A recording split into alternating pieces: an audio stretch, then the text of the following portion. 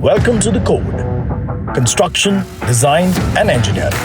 This is India's #1 construction podcast. आप सबका इस चौपाल में हार्दिक स्वागत है। मेरा नाम सुनीत गुप्ता है और मैं अल्ट्राटेक सीमेंट के साथ एसोसिएटेड हूँ, उनका एज ए एक्सपर्ट। तो ये जो आपने अपना कीमती समय निकाला यहाँ पर, उसके लिए बहुत बहुत धन्यवाद।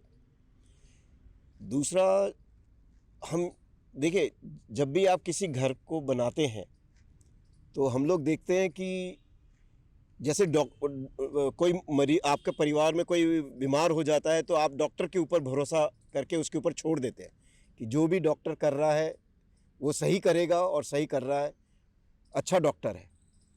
उसी तरह कोई भी मकान मालिक जब मकान बनाता है, अगर आपको बुलाया तो इसका मतलब आपकी जो कला का, जो वो मकान बनाने का जो आपका एक्सपीरियंस है और जो आपकी कला है, उसको वो मानकर ही आपको बुला रहा है कि आप उनके लिए एक बेहतर मकान बना के देंगे। उसको तो नॉलेज नहीं रहती है, 10 में से 9 लोगों को तो नॉलेज नहीं रहती है कि मकान कैसे बनना चाहिए, क्या मटेरियल आना चाहिए, कैसा करना चाहिए। सब आपके ऊपर ही वो भरोसा रखकर आपको मकान बना, अपना एक तरह से जो जीवन भर की एक जीवन में एक ही मकान बनाता है। जो हमारे में आप ऊपर के लोग छोड़ दीजिए, नीचे में जो है सब मकान एक जीवन में एक ही मकान बनाते हैं, जीवन में अपने एक ही बार बनता है घर। तो वो मकान को घर में तब्दील करने के लिए आप जैसे ठेकेदार भाइयों का बहुत बड़ा सहयोग, हम तो कहते हैं, होता है। कौन सा मटेरियल लाना है, कहाँ से लाना है, किस तरह का लाना है, कैसे उसका इस्तेमाल होना है, तो उसमें जो हम सोचते हैं वो अपना सारी पूंजी एक तरह से आपके हवाले कर देता है कि हाँ जी, आप हमारे लिए एक बेहतर मकान बना के देंगे। अगर मैं गलत कह रहा हूँ तो आप कुछ हमारे इस पर टिप्पणी कर सकते हैं, कुछ अगर ऐसी कोई बात है तो इन सब को ही ध्यान रखते हुए, लेकिन हम कई बार देखते हैं कि आप लोगों को भी कुछ परेशानियां आती हैं मकान बनाने में, कुछ दिक्कतें आती हैं। आपने अपनी तरफ से तो ये नहीं है कि वो काम गलत किया है, आपने अपने एक्सपीरियंस के हिसाब से काम अच्छा ही किया है। कोई आप उसमें भाई गलत काम करने से वो नुकसान में किसका फ़ायदा है? ना आपका फ़ायदा है ना उसका फ़ायदा है। ये नुकसान एक ऐसा नुकसान रहता है।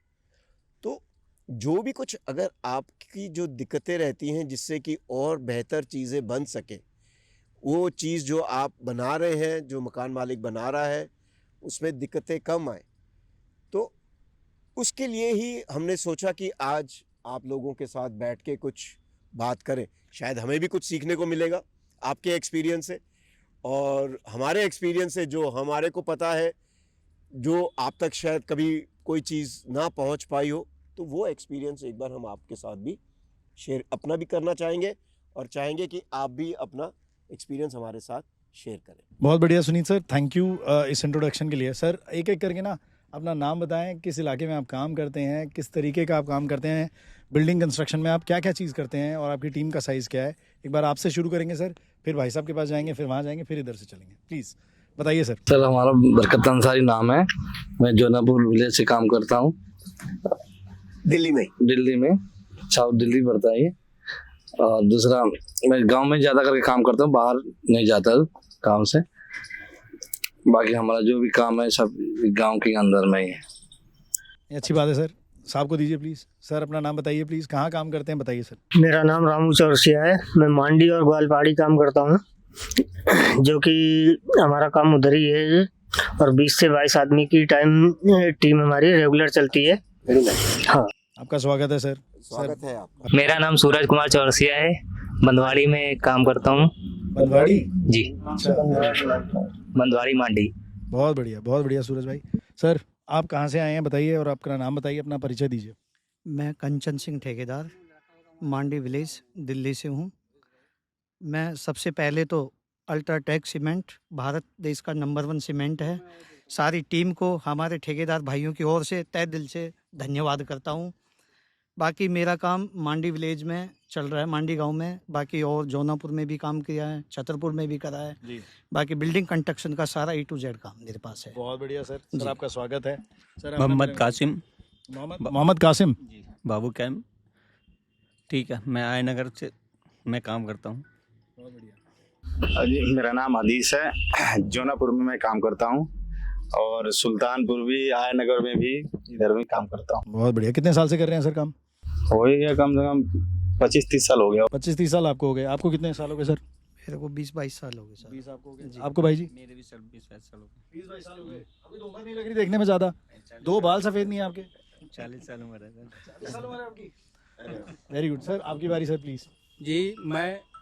जी मैं मेरा नाम जमील ठेकेदार, मेरा मकान बाबू कॉलोनी में है और मैं जौनापुर, आया नगर, सुल्तानपुर वगैरह में काम करता हूँ।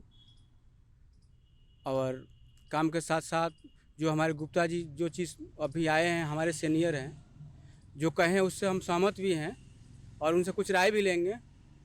जो हमको कहीं कहीं छत में जो भी कुछ दिक्कतें होती है या प्लास्टर में कोई दिक्कतें होती है तो हम गुप्ता जी से राय लेंगे और पूछेंगे इस चीज़ सवाल को। उस पे राय मशवरे पे तो अभी आते हैं जमील भाई। आप कितने साल से काम कर रहे हैं आप कंस्ट्रक्शन का? मुझे 30 साल हो गए। 30 साल हो गए आपको? 30 साल हो गए आपको, तो सबसे सीनियर अभी आप हो यहाँ पे। बिल्कुल। आपको कितने साल हो गए भाई जी? 18 साल हुए, तो सीनियर आप ही हैं सबसे ज़्यादा। वेरी गुड सर, बहुत बढ़िया। सर आप शुरू करना चाहेंगे कोई सवाल से, या मैं पहले इनसे पूछ लूँ कि इनको क्या क्या समस्याएं आती है साइट पे?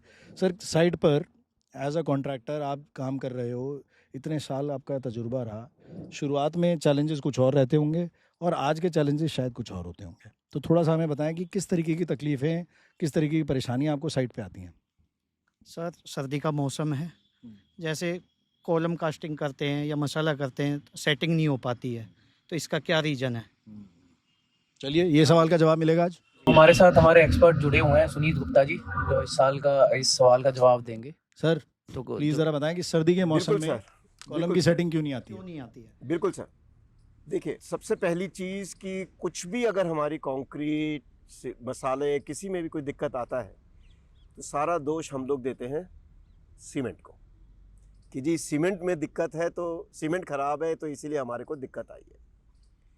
जबकि साहब अगर आप देखें, अगर आप 1, 2, 4 भी अगर मसाला बना रहे हैं तो 7 हिस्से में से सिर्फ 1 हिस्सा ही तो सीमेंट है, बाकी आपके पास रेता भी है, बाकी आपके पास रोड़ी भी है, लेकिन हम सारा दोष जो सबसे कम हम लोग डाल रहे हैं उसके ऊपर हमारा उंगली उठती है। अब चीज़ आती है कि आपकी सेटिंग की। हमेशा ध्यान रखिए, जितना आप देर से सर्दियों में कह रहे हैं उतना ही जल्दी आपकी गर्मियों में ये सीमेंट सेट होता है। वही बोरी आप सर्दियों में लगाएं, वही बोरी आप गर्मियों में लगाएं, सेम कंपनी का, सेम क्वालिटी का सीमेंट गर्मियों में जल्दी सेट हो जाएगा और सर्दियों में देर से होगा। क्यों? क्योंकि जो हवा का तापमान है, जो पानी का तापमान है, वो सारा रोड़ी की सेटिंग पे निर्भर करता है। जो से रोड़ी की सेटिंग है, रोड़ी हम बोलते हैं, कंक्रीट को रोड़ी बोलते हैं हम लोग, है ना? तो रोड़ी की सेटिंग जो है सारा वो तापमान पे डिपेंड करता है। जितना तापमान कम होता जाता है सेटिंग उतनी ही देर से होती जाती है। तो सेटिंग अगर देर से हो रही है उसमें हमको बिल्कुल भी चिंतित नहीं होना है। आपको जो हम 24 घंटे में खोलते हैं, हो सकता है ये आपको 36 घंटे भी लग सकते हैं शटरिंग खोलने में। नंबर 1 तापमान, नंबर 2 सेटिंग जो है वो पानी के ऊपर भी निर्भर करती है कि आपने कितना पानी मसाले में मिलाया है। पानी की मात्रा ज़्यादा होगी तो सर्दियों में वही पानी उड़ने में समय ज़्यादा लेगा। सेटिंग कब होती है आपकी? जब वो जो शुरू का जो पानी आपने मसाले में बनाया वो जब तक उड़ना नहीं शुरू करेगा या वो थोड़ा सा उड़ नहीं जाता, बाहर निकल नहीं जाता, मतलब तब तक आपकी सेटिंग शुरू नहीं होती। इसीलिए आपको एक तो पानी की मात्रा थोड़ी सी कम करनी चाहिए मसाले में। अब वो आप पानी मात्रा क्यों ज़्यादा रखते हैं? जिससे कि आपके कॉलम में आराम से आपका वाइब्रेटर या आपकी जो आप सरिये से या बांस से जो करते हैं वो आसानी से हो जाए। ये चीज़ थोड़ा सा गलत है। थोड़ा सा पानी वहाँ पर आप अपना हाथ खींच के रखिए। गर्मियों में तो जल्दी उड़ जाएगा क्योंकि गर्म है, गर्मी पैदा हो रही है, लेकिन वही गर्मी उसको सर्दियों में नहीं मिल पा रही है आपके कंक्रीट को। तो इसीलिए आप निश्चिंत रहिए। आपकी कंक्रीट अगर सेट देर से भी हो रही है तो इसमें सीमेंट का कम दिक्कत नहीं है, ये दिक्कत है मौसम का और पानी का ठंडा होना। एक सवाल और है सर इनका। सर जैसे कॉलम भरने के बाद में अगर वाइब्रेटर लगाते हैं तो सेटिंग जल्दी होनी चाहिए ना? देखिए, वाइब्रेटर का काम अलग है जी वाइब्रेटर का काम है आपकी कंक्रीट का घनत्व ज्यादा करना, जी कि उसके अंदर जो है हवा ना रुके रहे, उसके अंदर आपके वो जो छोटे छोटे छेद बनते हैं वो ना रहे, क्योंकि जितने ज्यादा छेद होंगे उतनी ताकत कम होगी। वाइब्रेटर का काम वो होता है। वाइब्रेटर का काम पानी उड़ाना नहीं है या सेटिंग करना नहीं है। सेटिंग क्यों होती है? क्योंकि आपका ये एक सीमेंट जब है पानी के साथ मिलता है तब वो अपना हार्ड होना शुरू करता है। दवाई की तरह, जैसे आपने दवाई ली, आपने अंदर दवाई ली तो पानी के साथ लेंगे तो वो जल्दी असर करती है, क्योंकि वो उसके साथ मिलके फिर आपके शरीर में जाती है। इसी तरह से सीमेंट भी वो उस तरह का है कि आपका जब पानी मिलता है तब वो पैदा करता है। तो ये नहीं है कि आपने वाइब्रेटर चलाया तो आपकी सेटिंग जल्दी होगी, नहीं।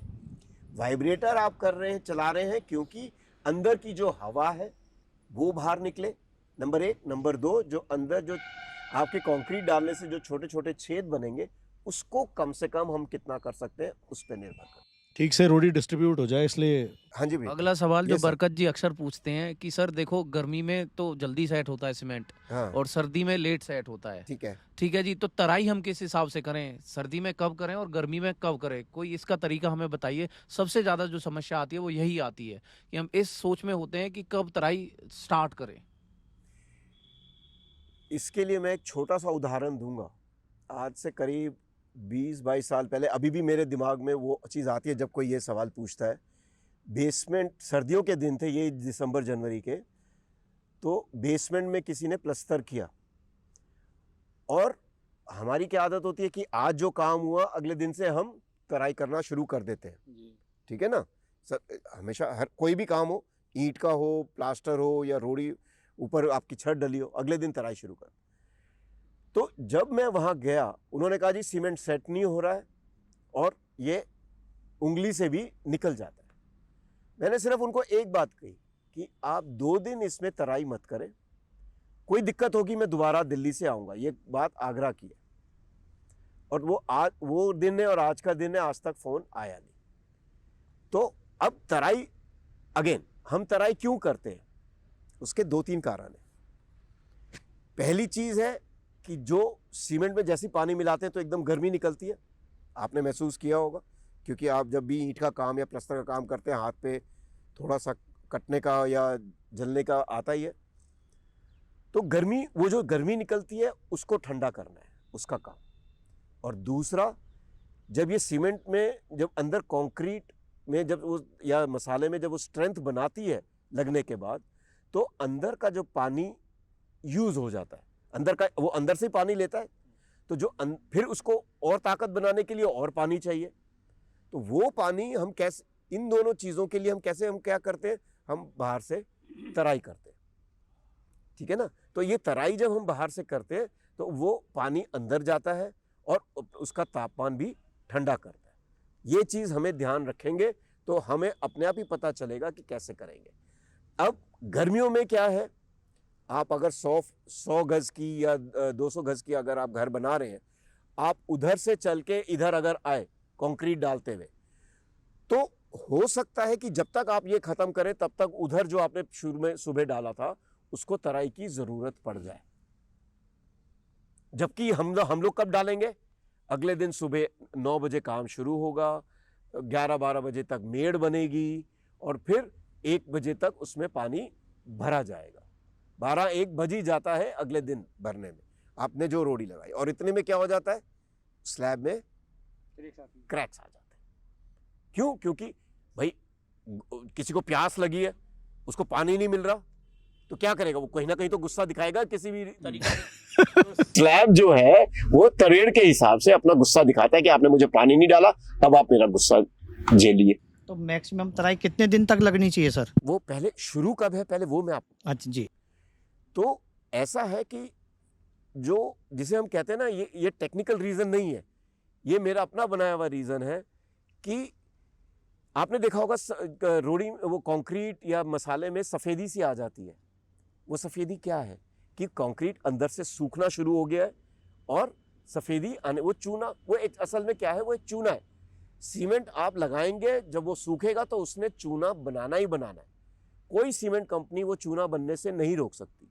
अगर सीमेंट कंपनी कुछ रोक सकती है तो वो चूने की मात्रा रोक सकती है कि इसमें ज़्यादा चूना, इस सीमेंट में ज़्यादा चूना निकलेगा, इसमें कम निकलेगा। तो जैसे ही वो सफ़ेदी बननी शुरू आपके कंक्रीट को पानी चाहिए। वो हो सकता है कि गर्मियों में आपको सिर्फ छिड़काव करना पड़े, क्योंकि घंटे 2 घंटे में हो गया, आप उसमें पूरी तरह से पानी नहीं मार सकते क्योंकि अभी भी वो नरम है अंदर से। और सर्दियों में हो सकता है कि वो तराई आपको 2 दिन तक भी करने की ज़रूरत ना पड़े। जो ये जैसे खुला इलाका है हमारा, ये खेती का इलाका है, यहाँ पर सर्दी सुबह ज़्यादा, रात में तो बिल्कुल ही जब कपकपाती सर्दी हो जाती है, इस टाइम धूप निकली है, तो उसमें फिर सेटिंग, जैसे मैंने आपको पहले बताया, सीमेंट की सेटिंग स्लो हो जाती है। तो जैसे ही सफ़ेदी बननी शुरू हो, इसका मतलब उसमें पानी की आवश्यकता हो गई है। मतलब 1 दिन में हो, 2 दिन में हो, मतलब देखना पड़ेगा वो चीज़। हाँ, वो चीज़ वो आपको देखना पड़ेगा भैया जी। बेसमेंट में जो होगा तो ज़्यादा दिन लग सकता है, खुले में होगा तो शायद एक की जगह दूसरे दिन भी आपको 48 घंटे में ज़रूरत पड़े। जो अंदर का पानी निकलेगा, आपको उसको पूर्ति करने के लिए आप तराई करते हैं। अब अंदर का पानी अगर निकल ही नहीं रहा तो जबरदस्ती तो हम उसमें पानी डालेंगे तो मामला उल्टा हो ये जाएगा। ना सर, जैसे किचन में काम करते हैं ना, ये रोटी बना रहे हैं तो उसको देखना पड़ता है ना, वो जली तो नहीं है, जलने से पहले हटानी होती है ना, या कच्ची है तो उसको ठीक से पकने देना। या हम कहते हैं कि जब भूख लगेगी तभी तो खाना दीजिएगा ना। सर्दियों में हमें भूख कम, वो मतलब पानी की प्यास कम लगती है। मैं वो ऑब्जर्वेशन की बात कर रहा हूं, उसको देखना बिल्कुल पड़ेगा, बिल्कुल, वो मॉनिटर देखना करना पड़ेगा।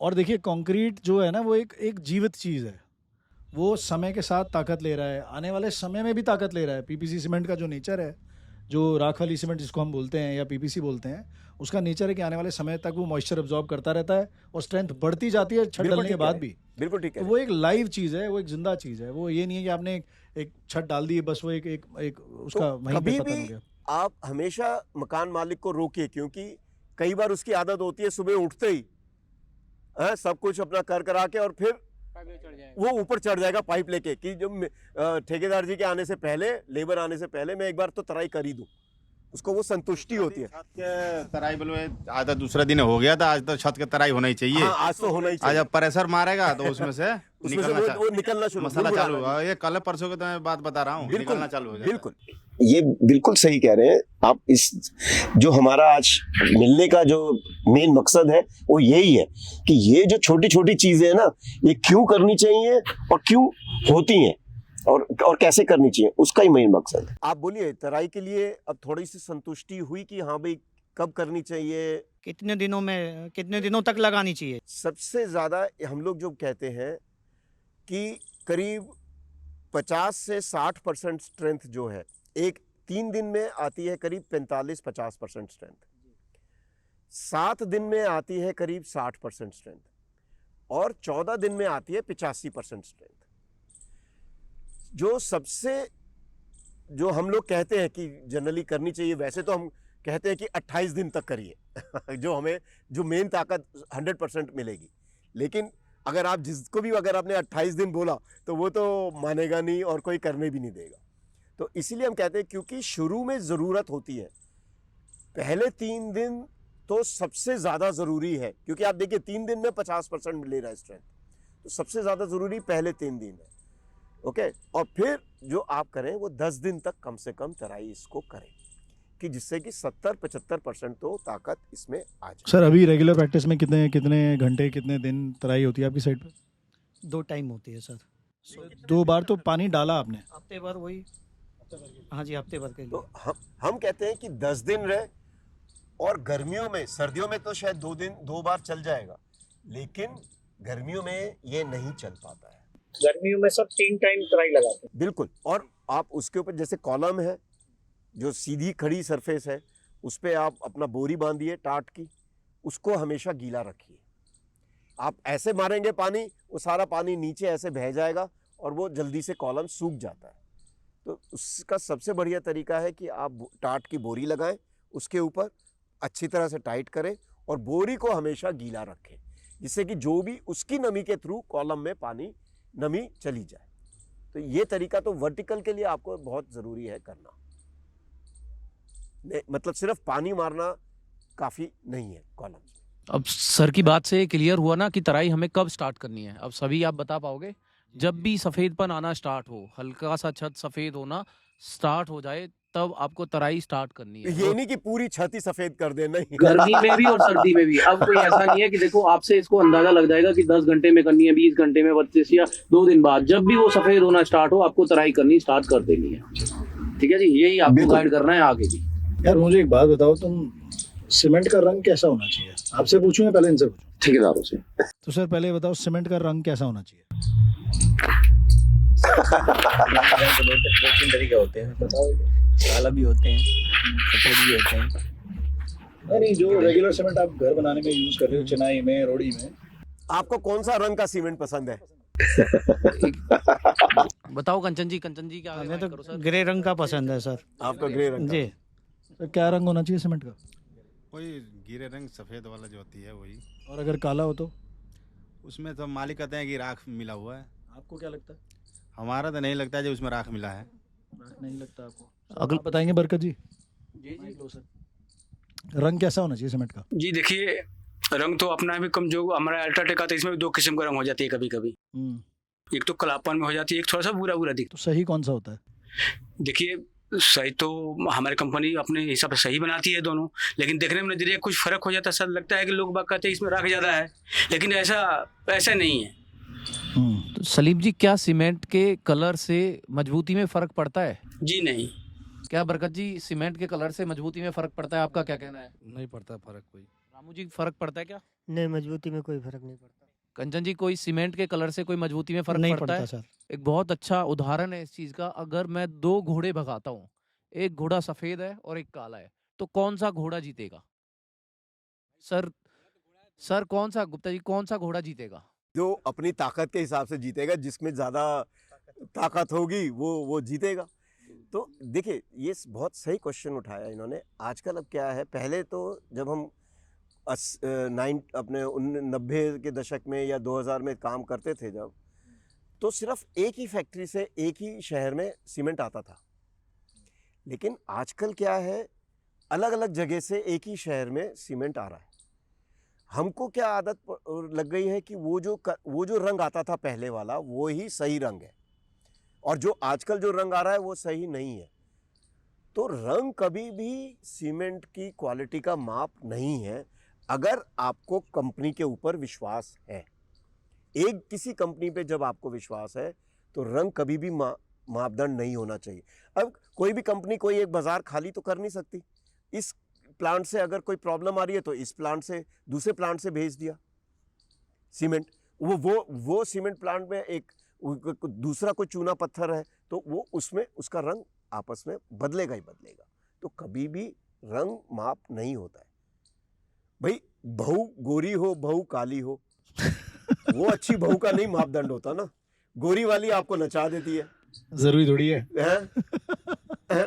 जो जनरल, जो हम तो जनरल बात कर रहे हैं, और जो सांवली है वो आपका घर संभाल देती है। कई बार मकान मालिक नहीं मानते इस बात को। नहीं सर, देखिए, जब एक बार मकान मालिक, देखिए आप हैं मकान मालिक के लिए एक इंजीनियर, एक आर्किटेक्ट, एक ठेकेदार। सिर्फ ठेकेदार नहीं है आप, उनके लिए, उनका जो मकान बन रहा है उसके लिए एक तरह से भगवान है।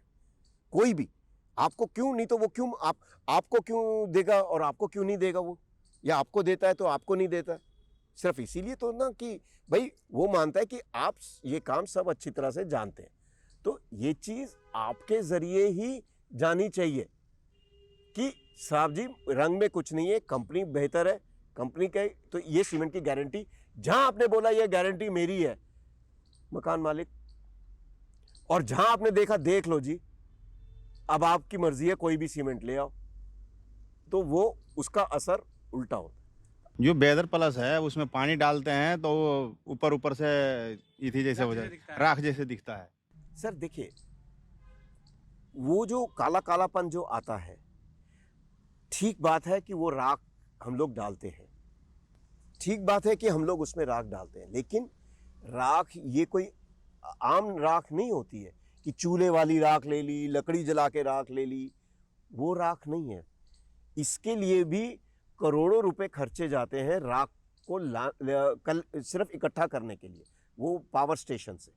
अगर आप वहाँ देखेंगे सब कंपनियों के अपने अलग अलग एक पूरा सिस्टम लगा होता है, और वो आपकी सीमेंट को बेहतर करने के लिए डालते हैं, ना कि पैसा बचाने के लिए। सीमेंट कंपनियों की रिसर्च कोई इतनी अब छोटी नहीं है, जो उन्होंने इतने साल लगाए सिर्फ इसलिए कि हाँ जी कि हम राख मिलाएंगे। नहीं तो वो मालिक पूछ रहा था, एक पंडित जी है वो पूछ रहा था, बिल्डर है, तो मैं बोला भाई सब वाटर प्रूफ है इसमें मिला हाँ, हुआ। नहीं वो तो ठीक है। जब ये इतना सेटिंग करता है, जब ये इसका राख के अपने फायदे होते हैं सीमेंट में। 385 रुपए ऐसे ही थोड़ी। मैं आपको उसके 10 फायदे गिना सकता हूँ। वो जो सो कॉल्ड जो आपके अनुसार वो राख है, आपके लिए राख है, सीमेंट कंपनी वालों से पूछेंगे तो हमारे लिए वो एक काला सोना है। नहीं तो मैं बोला था तो वो बोला कि चलो ठीक है, जब भी तो इतना महंगा है। नहीं महंगा है, महंगा है तो उसमें कुछ खूबियां भी होंगी ना। खूबियां भी है, हाँ। किसी खूबी की वजह से ही महंगा है ना, ऐसे तो महंगा नहीं रखा है। तो वही खूबी है राख। आप ठीक है, आपने राख बोला तो राख हमारे दिमाग में सीधा वही आता है, यार ये तो कोई लकड़ी की राख है या कोई वैसी राख है। नहीं, अब फ्लाई ऐश को तो हिंदी में राख ही कहते हैं, बट ये कि वो राख का एक परसेप्शन है। हाँ, वो जब हम राख सोचते हैं तो हम सोचते हैं कुछ जल गया है तो उसका बचा हुआ बचा। और आज के समय में भी अगर आप ये सोच रहे हैं कि वो राख है तो शायद हमारे समझाने में शायद कोई गलती हो रही है आज के टाइम में। यही सीमेंट से आपका भाखड़ा नंगल अगर आप बांध देखें, जो आज पंजाब के लिए एक जीवन दाता है, जिससे बिजली बनती है, जिससे पानी मिलता है नदियों को, तो वो इसी सीमेंट से बना हुआ है मेरे भाई। और वो सन 1950 में बना हुआ था। 1950 से अगर ये बना हुआ है तो आप सोचिए कि अगर वो खड़ा है तो उस अपने दम पे खड़ा है। तो पहले जो सीमेंट आती थी तो हमारा सीमेंट तो वो था ना, सिर्फ अल्ट्राटेक। नहीं, ओपीसी अल्ट्राटेक वो नहीं देखिए, आप फिर वही बात तो कर। जो हमारे वहाँ आ गया है अल्ट्राटेक, उधर प्लस, अल्ट्राटेक सुपर, वो मैं आपको बताता हूँ। देखिए 1984-85 तक पीपीसी आता था, जब पता नहीं आप लोगों ने काम किया था या नहीं, लेकिन मेरा जब पिताजी हमारा घर बना रहे थे तब ड्रम में आता था, बोरियों में नहीं आता था। 200-300 किलो का ड्रम होता था और तब उसमें आता था पीपीसी। और तब सिर्फ 2 ही कंपनियां होती थी, एक होती थी गवर्नमेंट की सीसीआई, जो कि अब तो पता ही नहीं कहाँ गई, और दूसरी थी एसीसी। उस टाइम पे 2 ही कंपनियां होती थी और कोई तीसरी नहीं होती। लेकिन जैसे ही 84 के बाद गवर्नमेंट ने खोला मार्केट, 84-85 के बाद, तो काफ़ी कंपनियां आनी शुरू हो गई। और फिर ये आपका जो वो 53 ग्रेड, 33 ग्रेड, 43 ग्रेड, 53 ग्रेड, जो ग्रेड की जो भेड़ चाल चली, भाई मैं कैसे अपना सीमेंट दिखाऊं कि जी मेरा सीमेंट इनसे बेहतर है, ग्रेड बढ़ा के, सिर्फ ग्रेड बढ़ा के। वो तो बीआईएस ने, हाँ वो तो बीआईएस ने रोक लगा दी कि नहीं तो आपको आज के टाइम पे 73 ग्रेड भी मिल जाता। 43 ग्रेड, वो सब ग्रेड। तो ग्रेड के आप प्लीज झांसे में मत फंसिए। आपका जो 33 ग्रेड वाला क्या घर गिर गए? हमारे पिताजी ने 33 ग्रेड से बनाया था, उसको कोई तोड़ेगा ना आज के टाइम पे तो रोएगा आपके जो तोड़ने वाले मिस्त्री हैं, जो मकान तोड़ते हैं। और आजकल के जो समय में जो बना है उसको आप तोड़िए, वो उसमें और उसमें जमीन आसमान का फर्क है। क्यों? क्योंकि हम लोग एक दौड़ में हम लोग उलझ गए हैं। और 33 तो आप लोगों की हमारी आपकी मेहरबानी से 33 ग्रेड तो मार्केट में ही से ही हट गया। क्यों? क्योंकि हम सोचते हैं 53 अच्छा है 33 से, तो हम 53 ही लगाएंगे, 33 हम लगाएंगे नहीं। तो भी 33 वाला कुछ कर दिए होंगे ना सर? हाँ, 33 वाला भी बढ़ा दिया होगा ना कहीं ना कहीं। तो सर 33 वाला तो खत्म ही हो गया। अच्छा। अब सिर्फ मार्केट में 43 है या 53 है। अब तो कोई ग्रेड नहीं किसी में। नहीं, हाँ कुछ में ग्रेड नहीं है। जो अब मार्केट में आप लोगों के लिए आ रहा है उसमें ग्रेड नहीं है, लेकिन जो ये आरएमसी वगैरह जो बनाते हैं उसमें वो लोग ग्रेड वाला यूज करते हैं, क्योंकि उसमें, लेकिन उसमें भी वो लोग फ्लाई ऐश मिलाते हैं। ये मैं आपको बता रहा हूं। क्यों? क्योंकि हमें मकान की सिर्फ ताकत नहीं देखनी है, मकान में टिकाऊपन भी देखना है कि ये लंबे समय तक चले। फ्लाई ऐश का एक सबसे बड़ा काम है आपका सरिये में जंग को रोकना और मकान को लंबी आयु देना। इस वजह से ये हम लोग राख भी मिलाते हैं। सर ये आरएमसी वाला जो माल है इतनी जल्दी सेटिंग क्यों होता है? साहब देखिए, उसमें पानी की अगर मात्रा देखेंगे ना और अपनी पानी की मात्रा देखेंगे, जमीन आसमान का फर्क। पानी की तो मात्रा उनमें ज्यादा होता है। नहीं होता, नहीं होता, हम आपको करवाना पड़ता है। हम आपको बता रहे हैं, उसमें पानी की मात्रा आप मंगवाएंगे, पानी की मात्रा एक ही होती है। जो मात्रा जो चेंज होगी वो 10 किलोमीटर तक जाना है तो केमिकल एक उसमें डलता है जो कि सीमेंट को सेट नहीं होने देता, जो कि प्लांट से आपकी साइड तक जब तक आता है वो सेट नहीं होने देता। तो वो जो केमिकल डलता है, केमिकल की मात्रा डिपेंड करती है कि कितनी दूरी पे साइट पे हमको कंक्रीट भेजना है। ऐसा तो नहीं सर कि जैसे घूमता रहता है वो सेट ना हो, सेट ना हो। नहीं, वो एक घूमने का तो कारण वो है ही कि सेट ना होने दे। अगर ऐसे ही रखेंगे तो सेट हो जाएगा। तो घूमता तो रहना ही चाहिए, लेकिन अगर घूमता भी रहे और अगर हम वो केमिकल ना डालें तो वो सेट अंदर ही अंदर हो जाएगा। वहाँ केमिकल डाल देते हैं कि हाँ ये सेट ना हो, तो फिर ये प्रभाव हमारी छत पर ही पड़ेगी कि हमारे छत पर सेट कम हो। सर देखिए, वो केमिकल जो डलता है वो डलता है एक पर्टिकुलर ड्यूरेशन के लिए। हमने डाला कि 2 घंटे तक ये सेट ना हो। अब किसी भी रीजन से आपकी साइट पे कुछ दिक्कत आ गई, कई कारण हो सकते हैं, शटरिंग हिल गई है, ऊपर वाइब्रेटर खराब हो गया, या कुछ भी कारण हो सकता है कि हमारे को ऊपर कंक्रीट नहीं डल पाई, तो वो घूमता रहा और उसको 3 घंटे हो गए। आप हमेशा देखेंगे उनके ड्राइवर के पास एक कैनी होती है केमिकल की, और वो केमिकल फिर वो थोड़ा सा केमिकल दोबारा से डालते हैं, जिससे कि सेटिंग जो हमने 2 घंटे का किया था वो अब 3 घंटे का हो। तो जैसा कि आपने बोला कि उसमें क्या है, उसमें लोच ज़्यादा होती है जो आरएमसी से माल आता है, तो वो जो केमिकल है वो यही काम करता है कि कम पानी में अच्छी लोच दे पाए। आप जो साइट पे मसाला बनाते हो उसमें जो पानी डालते हो आप लोच बढ़ाने के लिए, वो डालते हैं केमिकल वहाँ पे कि कम पानी में अच्छी लोच आपको दे, और दूसरी चीज़ वो माल आप तक इजली पहुँच पाए। उस केमिकल को इसलिए ही यूज़ किया जाता है, उसका डालने का पर्पज़ यही है। लोच मतलब फ्लो, लोच मतलब फ्लो, कि आप आसानी से काम, कितनी आसानी से काम उसके साथ कर सकते हो, वो लोच है।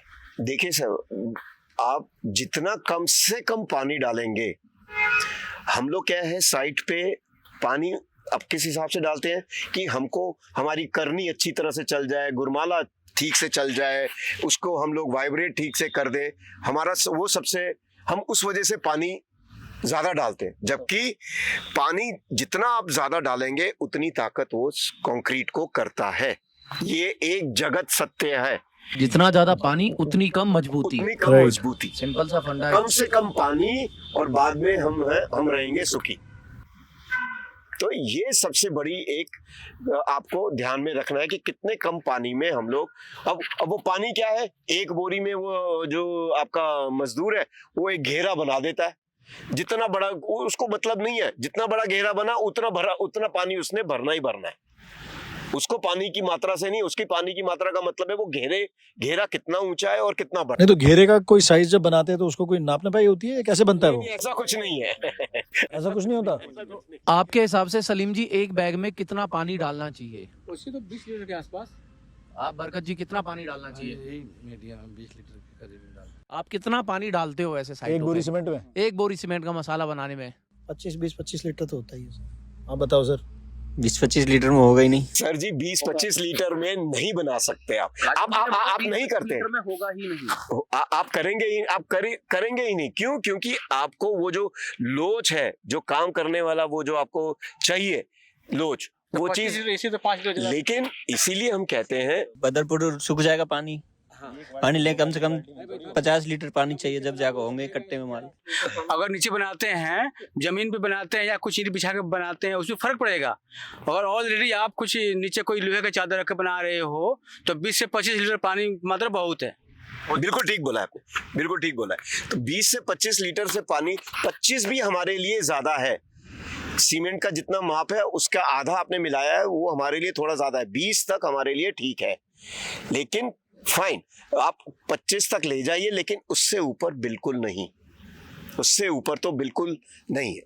अब वो जैसे आप जब कंक्रीट लेते हैं आरएमसी से ट्रकों में तो उनका वो ग्रेड आता है। हाँ जी, ग्रेड कितने ग्रेड लेना चाहिए? जो हम स्लिप डलवा रहे हैं, हाँ, तो कितने ग्रेड का होना चाहिए? देखिए वो, हाँ, ठंडी या गर्मी से ग्रेड का क्या मतलब है? कुछ फर्क पड़ता है। क्रेक आता है ना, जो क्रेक आता है उसमें छत में गर्मी में ज्यादा आता है। सही बात है, गर्मी में तो अभी तो बताया उन्होंने क्यों आता है वो। देखिए फिर वही बात आ जाती है।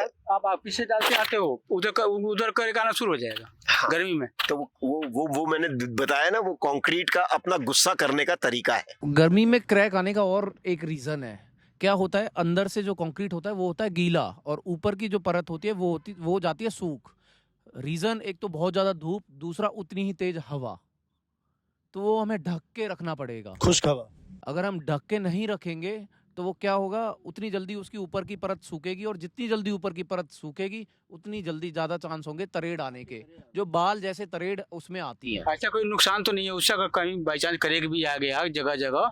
देखो, कंक्रीट की प्रॉपर्टी है, हम खत्म, कोई बोले कि मैं 100% खत्म कर दूंगा, वो पॉसिबल नहीं है। हाँ, आप कम जरूर कर सकते हो, कम से कम जो क्रैक आए।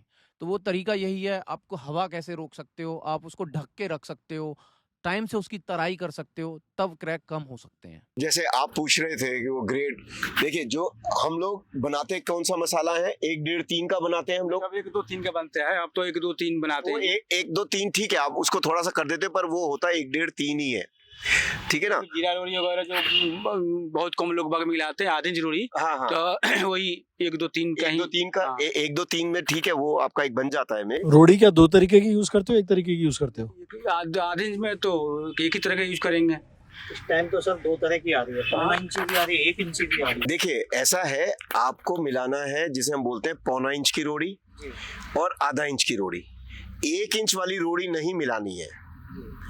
1 इंच वाली के लिए तो फिर आपकी स्लैब की मोटाई भी आपको फिर वो 7 इंच होना चाहिए स्लैब की मोटाई। फिर वो 7-8 इंच के करीब आपको रोड़ी वो करनी पड़ेगी, और उसमें भी फिर आपको 1.25 इंच और फिर आधा इंच मिलानी है।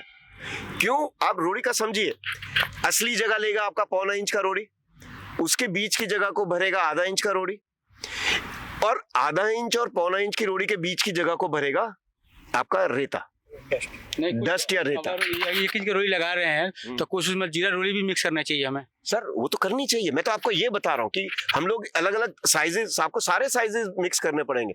1 इंच में आपको 1.25 इंच भी मिलाना पड़ेगा, और आपको आधा इंच भी मिलाना पड़ेगा, और फिर थोड़ा बहुत हो सकता है कि शायद अगर देखिए जीरा रोड़ी भी मिलाना पड़े।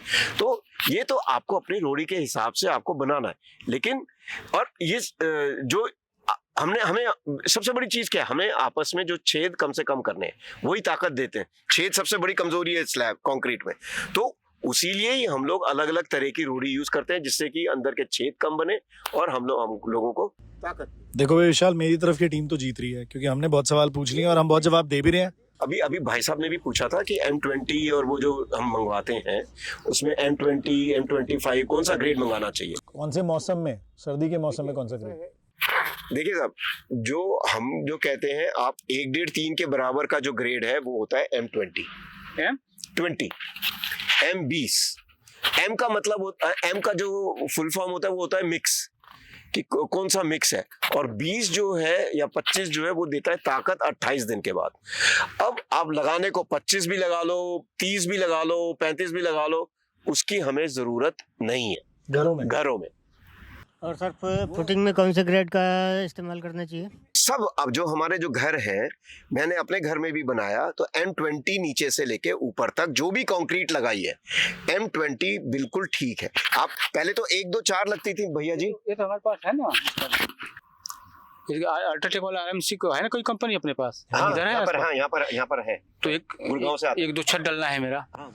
देखो, गवर्नमेंट की गाइडलाइन बोलती है कि जहाँ भी सरिया यूज हो रहा है घर बनाने के लिए, वहाँ कम से कम M20 का मसाला यूज करना चाहिए, जो 1, 1.5, 3 का मसाला होता है आपकी भाषा में। तो आपने बनाना कितना है? ग्राउंड प्लस 3, 4 मंजिली तो बनाना है आपने, 5 जहाँ से ज्यादा 5 बन जाएगी, 5 से तो ऊपर जाना नहीं है। तो और आजकल या तो आप बनाएंगे ईंटों पे या बनाएंगे कॉलम पे, है ना। कॉलम पे 4-5 मंजिल तो फिर कॉलम पे, पिलर पे ही बनती है ना। तो आपको M20 ग्रेड का ही हम लोगों के लिए सफिशिएंट। मेरा घर 5 मंजिल बना हुआ है, मतलब वो नीचे पार्किंग है और ऊपर 4 मंजिल है, मैंने M20 यूज़ किया है। M20 बिल्कुल ठीक है।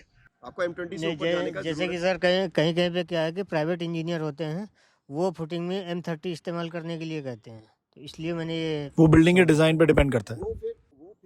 नहीं, छोटी साइडों पे भी, जैसे कि 200 गज की साइड है और नॉर्मल रेंट के लिए है।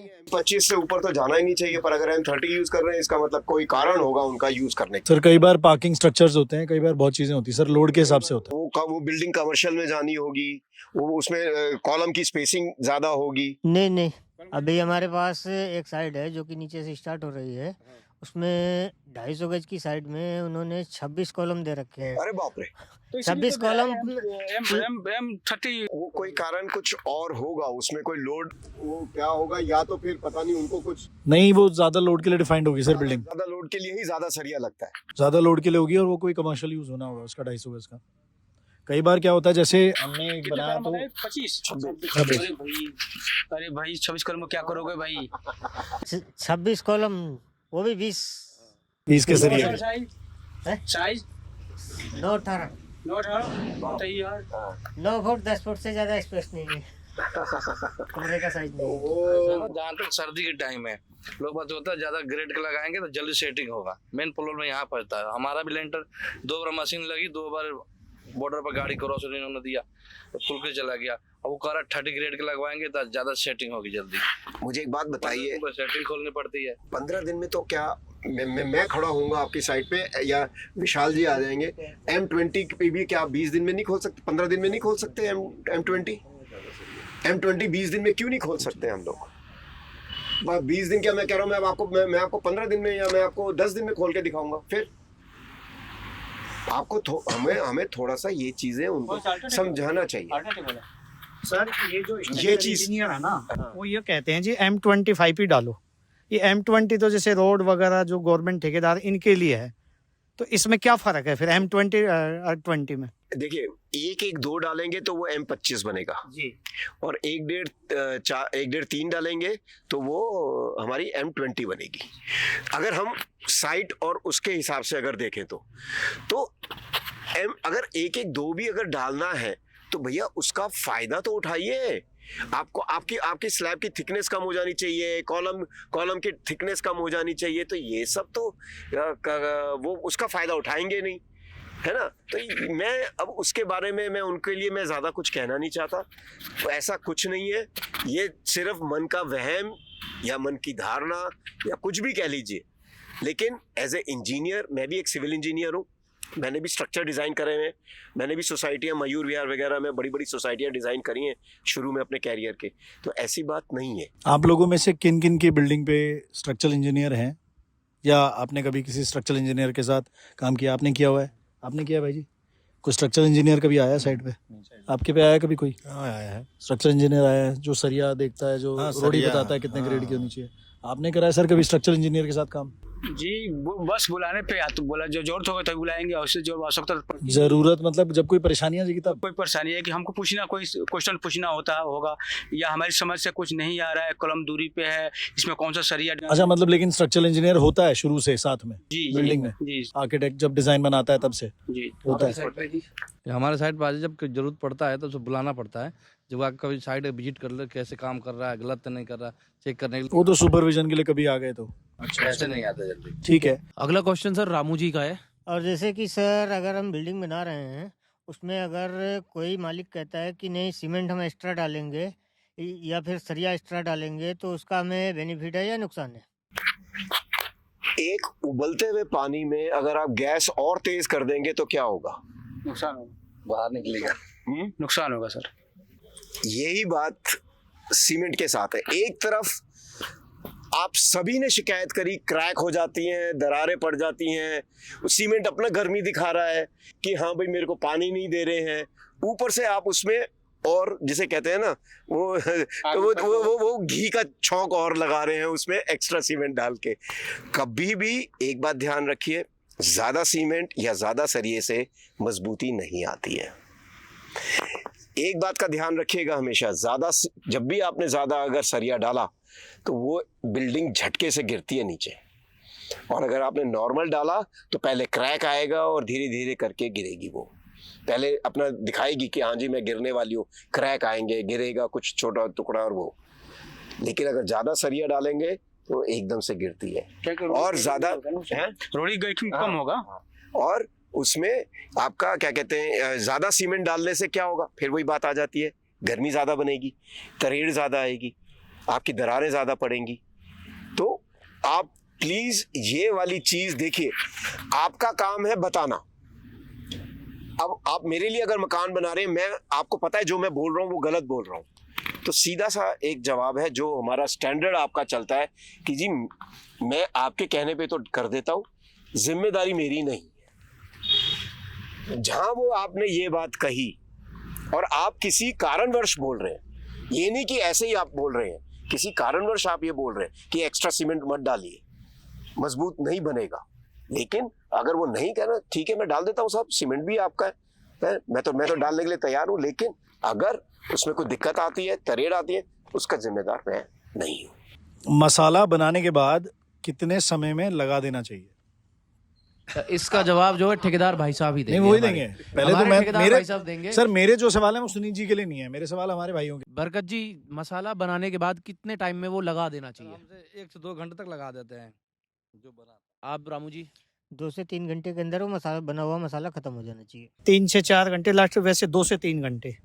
सभी का एक ही जवाब है कि 2 से 3 घंटे। 3 घंटे के अंदर अंदर वो मसाला लग जाना चाहिए। सर इतनी हमने डिस्कशन 1 घंटे से कर रहे हैं, सबका सबसे बड़ा क्वेश्चन है कि जी सीमेंट सेटिंग नहीं होता, शुरुआत ही उससे करी थी।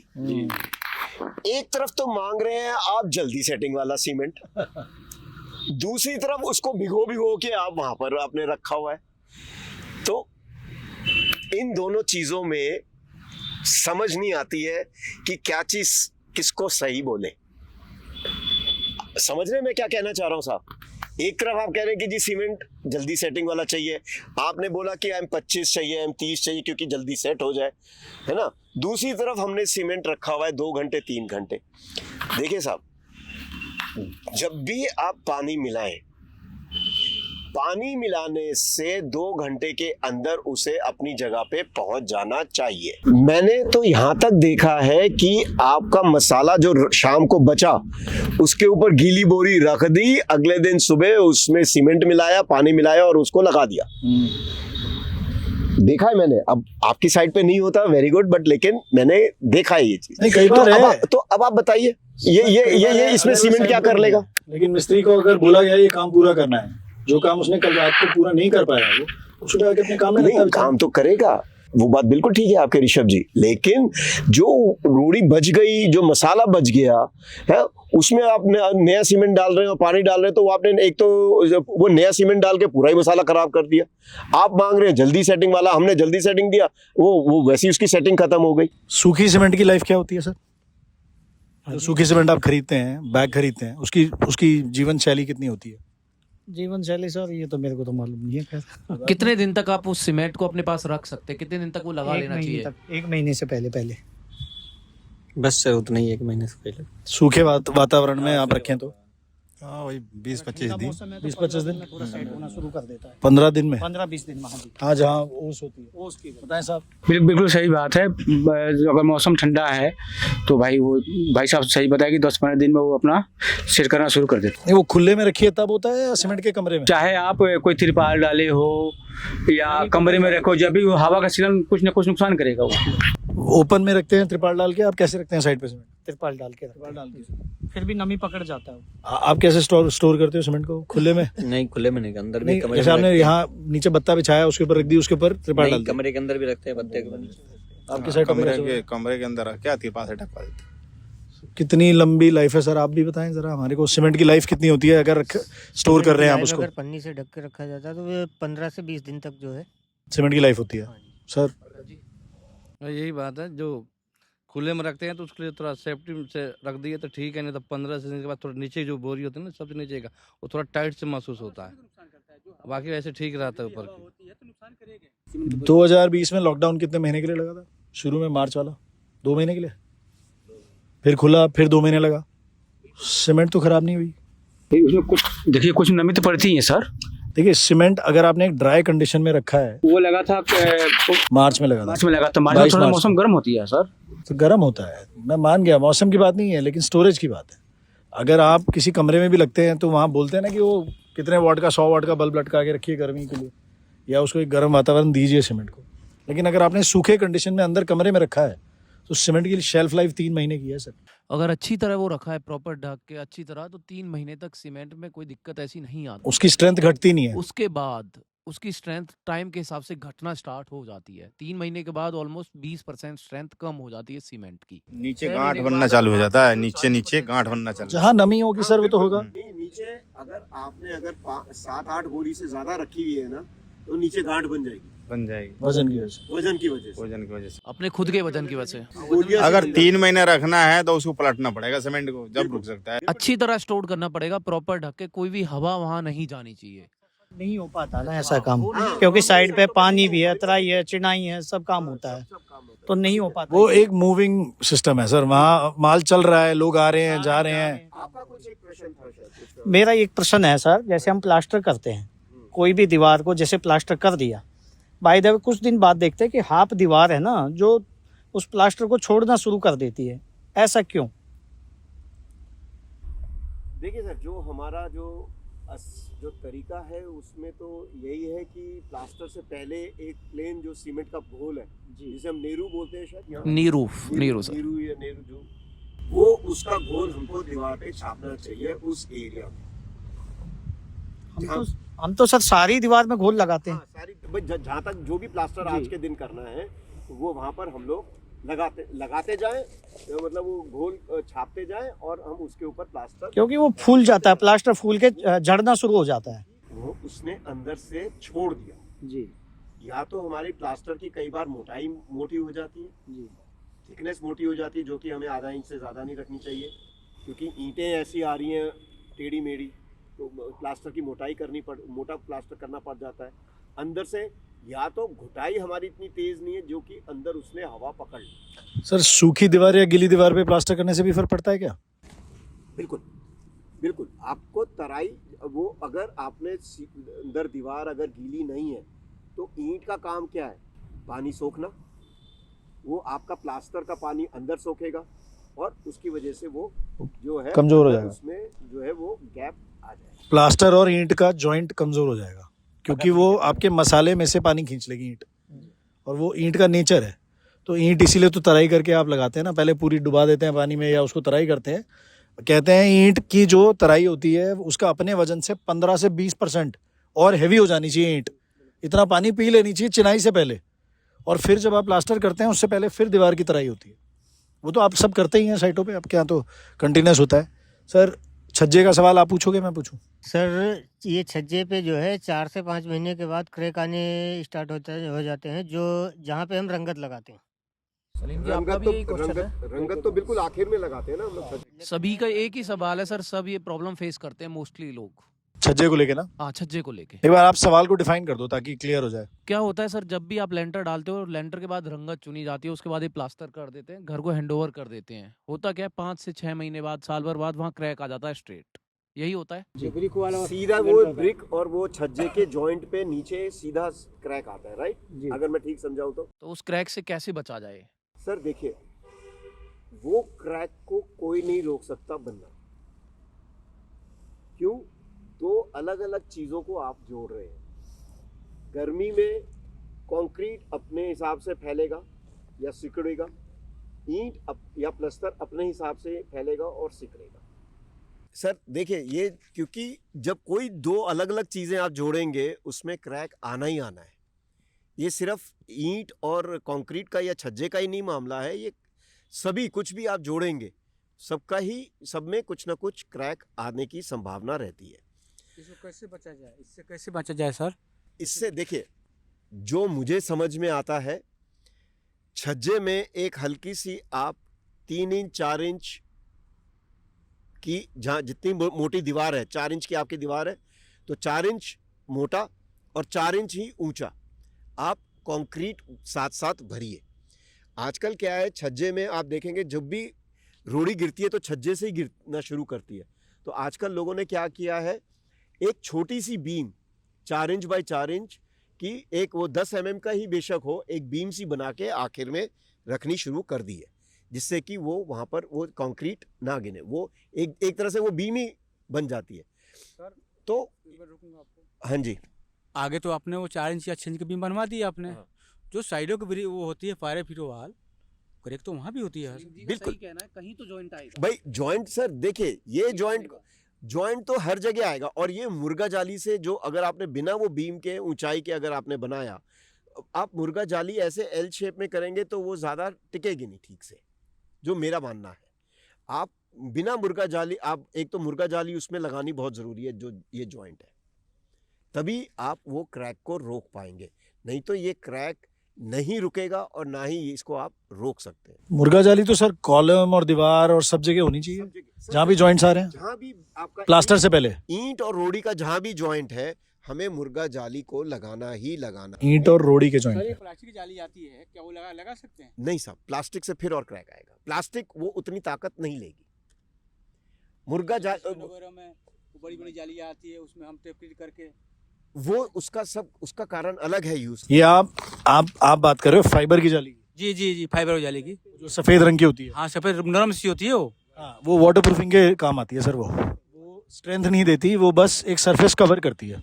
तो ये छाजा और ये ब्रिक वाल में जो मुर्गा जाली आप बता रहे हैं लोहे वाली, इसमें पॉसिबल है ठुक जाएगा ये? सर उसमें ठुक तो जाएगा, लेकिन जो आपकी वाटर प्रूफिंग में जो सिकुड़न से जो ताकत बनती है और जो आपकी कंक्रीट में जो ताकत बनती है, जो सिकुड़न से जो आपका जो बनता है, वो कहीं ज़्यादा है कंक्रीट में। वो प्लास्टिक वाली उतनी सिकुड़न तो ले लेगी, लेकिन वो जिस तरह के फाइबर होती है, वो ठीक नहीं होता है, ग्लास फाइबर होती बहुत नरम सी होती है। है, नरम होती है। आपने क्रिकेट का बैट देखा है, लेदर बॉल जिससे खेलते हैं, उसके ऊपर भी वो टेप चढ़ाते हैं। उसको इंग्लिश विलो बैट पे उसको इंग्लिश टेप बोलते हैं। वो सिर्फ मात्र हल्की सी उसको सुडौल बनाने के लिए होती है। वाटर प्रूफिंग के लिए वो सिर्फ सरफेस कवर करने के लिए होती है, ताकि कोई भी मसाला या कोई भी आपने केमिकल उस पर फैलाया है वो जॉइंट्स में ना चला जाए। क्या हम टेक करते हैं उसको लगा के बिछा के, या डाउन एरिया है या कोई संकन एरिया हमारे बाथरूम को हो गया, उसको हम लगा के टेप करवाते हैं। वो तरीका सही है, वो तरीका सही है। उसके लिए वो वाटर प्रूफ की जाली है। तरीका जो जोड़ों पे कैसे नहीं इस्तेमाल? सर वो उसको ताकत नहीं दे रहा है। वहाँ पर ताकत ज़्यादा चाहिए, क्योंकि रोड़ी की सिकुड़न ज़्यादा है, मसाले की सिकुड़न कम रहती है। आपने ईंट और कंक्रीट के जॉइंट को दुरुस्त बना के रखना है, उसका पर्पस दूसरा है। उसके साथ जो आप केमिकल लगाते हो उसकी अपनी अलग प्रॉपर्टीज होती हैं। उस केमिकल की भी प्रॉपर्टी होती है कि वो 100% 200% तक इलास्टिक खींच सकता है। तो उस केस में आप वो फाइबर मैश यूज करते हो, और उस केस में केमिकल का भी सपोर्ट होता है। इसके केस में नहीं। इसके केस में दो अलग चीज़ों का जॉइंट आ रहा है, एक आपका जो आ रहा है कंक्रीट का और एक ब्रिक वर्क का। तो वो जो क्रैक खुलता है उससे रोकता है वो मुर्गा जाली। इसके अलावा कोई ऑप्शन नहीं है? मुर्गा जाली के अलावा कोई ऑप्शन है सर? ऑप्शन फिर थोड़ा महंगे ऑप्शन आते हैं कि आपका जैसे वो पीयू करके एक हमारा वो एक पीयू फोम आता है, जो कि जो भी ये हल्का सा जो एक्सपेंशन की वजह से जो मूवमेंट है, जो ये क्योंकि सिकुड़ेगा तो थोड़ा सा ऐसे सिकुड़ेगा या फैलेगा तो ऐसे फैलेगा, तो उसकी वजह से वो जो है वो पीयू फोम लगाते हैं। लेकिन वो फिर नॉर्मल घरों में हम लोग जनरली नहीं, जैसे एसी ब्लॉक लगाया कभी आपने? एसी ब्लॉक देखा आपने? 2 फुट बाय 10 इंच वाला जो ब्लॉक आता है कंक्रीट का, यूज किया दीवार की चिनाई? नहीं, दीवार चिनाई तो करी नहीं, पर देखे हैं हमने। तो जैसे उसकी दीवार की जब चिनाई होती है तो दीवार चढ़ाते चढ़ाते हर 1200 mm पे या हर 1000 mm पे आप एक कंक्रीट का बैंड डालते हो, 6 mm का सिरिया लगा के रोडी डालते हो, फिर 4 ब्लॉक चढ़ाते हो लेयर, फिर जो फाइनल पहुंच जाते हो बीम से जस्ट नीचे, तो गैप रह जाता है अगर थोड़ा सा, तो उसमें वो पीयू फोम वाला जो सोल्यूशन है वो परफेक्ट होता है। पीयू फोम की बॉटल्स आती हैं, उसको स्प्रे करते हैं तो वो एक्सपैंड हो जाता है। जब भी बीम डिफ्लेक्शन मारती है तो वो जितना भी उसका जोर है वो उसको झेल जाता है, वो उसको सॉफ्ट कर देता है। तो ईंट के ऊपर या उस ब्लॉक के ऊपर जोर नहीं आता, ट्रांसफर लोड जो होता है वो कम आता है, फिर वो क्रैक नहीं होते आपके ब्लॉक। लेकिन वो महंगा सोल्यूशन है, वो भी एक सोल्यूशन है। चीज़ें बहुत आती हैं सर, आप रीइंफोर्स और चीज़ों से भी कर सकते हैं दीवारों को। माहौल में लगता है, यहाँ कहाँ गांव में लगेगा? माहौल कहाँ लगता है? माहौल में लगता है, बिल्कुल वो बड़ी बड़ी बिल्डिंगों में लगता है। यहाँ ये इंडिविजुअल घरों में क्योंकि वो जने बहुत है उसके रोड़ी। बिल्कुल ठीक कह रहे हैं। वहाँ लगवाया था, क्या बोलता है ये, राजस्थान में अलग कौन जगह है वहाँ, मेन जगह वो वहीं पे गया था माहौल के काम कराने के लिए, तो वहीं लगवाया था। सर देखिए, उसका एक और सॉल्यूशन है, 3 इंच की रोड़ी का पैरापेट बना लीजिए, रोड़ी का ही 3 इंच का पैरापेट बना लीजिए, तो आपके क्रैक नहीं आएंगे। ईंट की जगह कंक्रीट, और अगर वैसे पैसों के हिसाब से देखेंगे तो वो महंगा नहीं पड़ता है। अगर आपकी 9 इंच की दीवार अगर आप पैरापेट की बना रहे हैं तो 4-4.5 इंच की कंक्रीट बना लीजिए। आउटर में फिर सेटिंग उसकी कैसी रहेगी? मानते हम 5 मंजिल बिल्डिंग बना दी है, हाँ, आप 3 इंच या 4 इंच के जो हम आप आरसी डालने के लिए बता रहे हैं, तो आउटर सेटिंग कैसे लगेगी? वो फिर देखिए साहब, आप सॉल्यूशन पूछ रहे हैं, मैं सॉल्यूशन बता रहा हूँ, और उसको कैसे करना है वो तो आपकी उसकी है ना, वो तो फंसेंगे तो हम कैसे कर पाएंगे उसे? फंस गए हम तो। फंसने के लिए नहीं कह रहा मैं सर, मैं तो देखिए सॉल्यूशन दे रहा हूँ, करता तो आप है। इतना ही भारी हो जाता हमें। हाँ बिल्कुल ठीक। तो हम किस तरीके से उसे और रोकेंगे? अगर मान लो 15 इंची 18 पहुंचेगा, 18 इंची रोकना काफी भारी हो जाएगा। बिल्कुल ठीक कह रहे हैं आप, वो बिल्कुल ठीक कह रहे हैं। देखिए सर, सॉल्यूशन शायद थोड़ा सा अजीब जरूर लगेगा, दीवार को 2-3 इंच अंदर कर दीजिए, नहीं हो पाएगा, वो नहीं हो पाएगा, नहीं हो पाएगा। नहीं हो पाएगा। वो कोई क्या है, बेवकूफ ठेकेदार है तू, क्या करवा दिया भाई? नहीं देखिए, अब आपने सॉल्यूशन पूछा, मैंने एक तरह का सॉल्यूशन दिया आपको, अब उसको चलो इससे जुगाड़ कैसे कर सकते कोई हैं? बेहतर सॉल्यूशन तो बताइएगा, आगे कोई जानकारी नहीं। छोटा सा मेरा मानना है सर, देखो मैं ज़्यादा बड़ा तो नहीं हूँ आपके आगे। अगर मान लो हम आज स्लैब डालते हैं, स्लैब डालने के बाद में अगर कल हम रंगत कर देते हैं ना, तो वो कम से कम ज्वाइंट देगा, लेकिन देगा जरूर। नहीं देगा इतना, ये मेरा मानना है। आप करके देखो कभी भी, आज डलिए तो कल ही आप उसका रंगत का है ना लेआउट कर दो पूरा। कुछ दिन चल के वहाँ होता है, नहीं होता है, लगाते हैं पकड़ लेगा ना ताजे में, थोड़ी ताजे में पकड़ लेता, नहीं हो पाएगा इतना। तो दूसरे दिन लगाता है ना, वही दिन दूसरे ही दिन लगाता है। आज डली तो कल लग जाएगी। क्या होता है, जो वाटर प्रूफ नहीं करवाते हैं वहाँ पानी ज़्यादा मरता है, वहाँ ज़्यादा उनको क्रेक नजर आता है। ऐसे बहुत हमने मकान बनाया हुआ होगा, अभी तक क्रेक नहीं है, वहाँ पे गोला बन जाती है, साइडों में तो गोला बन जाती है, पानी भरने का कोई सवाल ही नहीं है। पाइप लगाए या हम रेलिंग लगाए तो गोला गोला बना देते हैं, या पत्थर लगता है तो उसमें स्कार्टिंग गोला लग जाती है, पानी वहाँ रुकने कोई मतलब ही नहीं बनता है। देखिए सर, आपकी बात को मैं बड़ा रखता हूँ, रंगत जो लगाएं वो जब कंक्रीटिंग हो रही है तभी लगाएं। आज कंक्रीट हो गई ना, आज नहीं, अभी कंक्रीट हुई है तो अभी लगाएं, गीले में ही, जब कंक्रीट आपकी गीली है तभी आप लगाएं।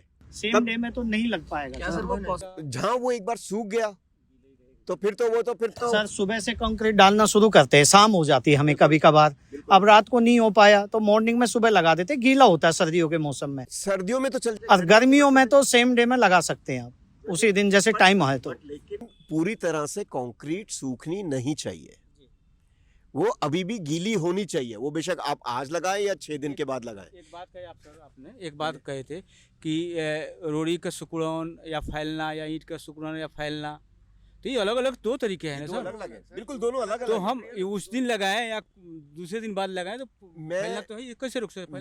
मैं भैया जी की बात ऊपर करने के लिए कह रहा हूँ कि अगर गीले में लगा दी तो शायद पकड़ आपकी ज्यादा बन जाए, शायद बन जाए, शायद है अभी इसमें, मेरे लिए तो शायद है क्योंकि मैंने कभी किया नहीं है। ऐसे एक्सपेरिमेंट को करा जाए एक बार। बेस्ट सॉल्यूशन अभी जो काम कर रहा है और मोस्टली साइटों पे होता है, वो अभी मुर्गा जाली ही लोग यूज कर रहे हैं। रीइंफोर्समेंट है वो एक तरीके की, जैसे हम सरिया लगाते हैं कंक्रीट में, वैसे प्लास्टर में एक तरीके से या जॉइंट में। मुर्गा जाली आप एल शेप में मुर्गा जाली लगा के देखें, कम से कम 1 फुट ऊपर और 1 फुट इधर, जिस जॉइंट पे भी आप मुर्गा जाली लगा रहे हैं उसके दोनों तरफ कम से कम 1 या 1.5 फुट होना चाहिए, कम से कम, इससे कम ना हो, नहीं तो कम का फिर कोई फायदा नहीं रहेगा। 1.5 फुट तो नॉर्म हो गया सर, 450 mm तो उसमें भी लेते हैं, वाटर प्रूफिंग में भी सब चीज़ में लेते हैं। अब तो जो हम बाहर का बैक साइड का प्लास्टर करते हैं और उस पर गोल भी चढ़ाते हैं, और बारिश के टाइम जब ज़्यादा बारिश होती है उस टाइम जो है सीपेज अंदर आती है, तो इससे कैसे बचा जाए? इसका मुझे जो समझ में आता है वो सिर्फ एक मुर्गा जाली समझ में आता है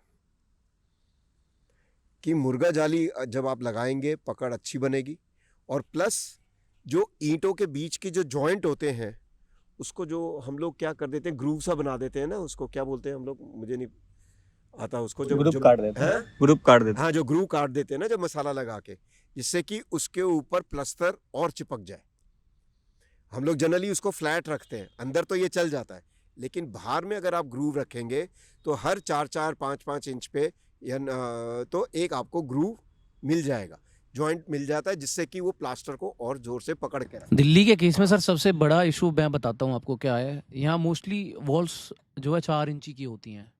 दूसरी चीज़ 4 इंची की जब वो दीवार खड़ी करता है उसी में बिजली के बॉक्स भी लगाता है, ठीक है। तीसरा जब शटरिंग वो लगाता है उस टाइम पे मतलब सपोर्ट के लिए बाहर प्लास्टर के लिए आप बोलते हो पैड बांधता है, ठीक है। तो वो होल जो बचते हैं उनको सही तरीके से ना भरना, 3 सबसे मेजर चीज़ हैं दीवार में अंदर सीलन आने के लिए। और उसी के आसपास ही आती है सीलन या क्या उसके थोड़ा दूर आती है? नहीं, अभी जैसे कि एक साइड हमारी मंगलापुरी थी, इसमें क्या है कि पूरी ही जो ड्राइंग रूम था और पूरे ही ड्राइंग रूम में सीलन आई है इस बार जो बारिश हुई है उस बारिश में। ऐसा तो नहीं था कि उसके एडजेसेंट कोई बिल्डिंग थी और कहीं ना कहीं बीच पानी में रुका कोई हो, गैप था और पानी गया हो, कहीं बीच में पानी गया हो। हो सकता है बीम के पास कोई ना कोई क्रेक होगा भाई, कहीं ना कहीं क्रेक आया होगा। जब भी पानी पूरे दीवार में पानी आने का मतलब यही होगा कि कहीं ना क्रेक्स है। देखिए सीलन का मतलब ही है कि उसमें क्रैक है, पानी को रास्ता मिल गया। पानी को रास्ता मिला है, सिंपल सी बात है। और वो क्रैक किसी भी कारण से ये नहीं कि आपकी वजह से आया है, क्रैक किसी भी कारण से आ सकता है। हो सकता है मुरझाने ना लगा हो, हाँ मुरझाने ना लगा, कोई कारण हो सकती है। आप वैसे कितने लोग वाटरप्रूफिंग करते हैं अपनी साइटों पे? एक मेरा जनरल क्वेश्चन है, कितने लोग वाटरप्रूफिंग करते हैं अपनी साइटों पे?